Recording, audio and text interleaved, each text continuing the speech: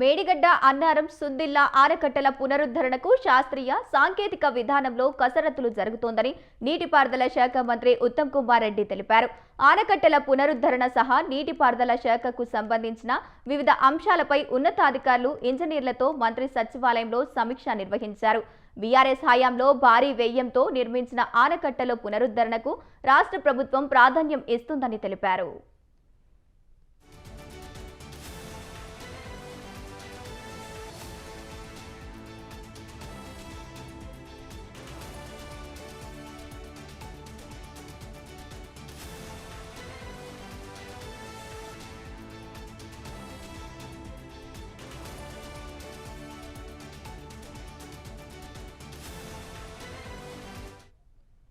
మేడిగడ్డ ఆనకట్ట దెబ్బతినడానికి అన్నారం సుందిల్లా ఆనకట్టలో లీకేజీలకు గల కారణాలు, వైఫల్యాలను విజిలెన్స్, ఎన్డీఎస్ఏ, జ్యుడిషియల్ కమిషన్ నివేదిక పేర్కొన్నాయని తెలిపారు.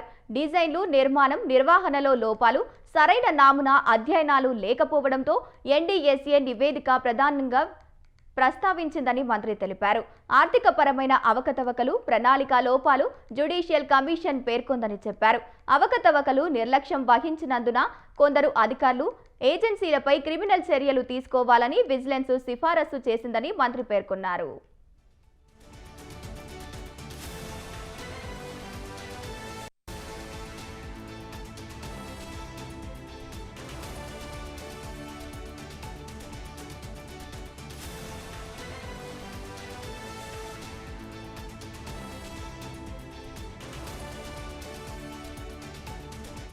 రాజకీయ పరంగా ఇంజనీర్ల స్థాయిలోనూ లోపాలు ఉన్నాయని మంత్రి, ఆనకట్టలను సాంకేతిక విధానంలో సరిచేసేందుకు ప్రభుత్వం చర్యలు తీసుకుంటోందని తెలిపారు.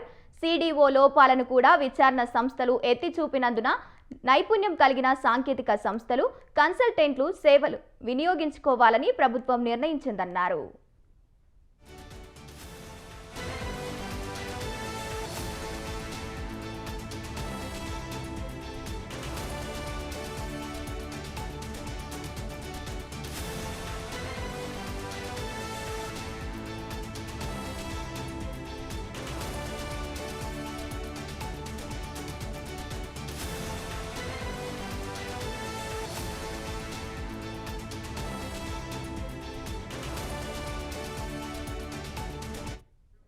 కన్సల్టెన్సీ సేవల కోసం పలు సంస్థలు ముందుకొచ్చాయని, 3 తుది దశకు అర్హత సాధించాయని మంత్రి, ఐఐటి లాంటి సంస్థలతో కలిసి పనిచేసే వాటికి ప్రాధాన్యం ఇవ్వనున్నట్లు చెప్పారు.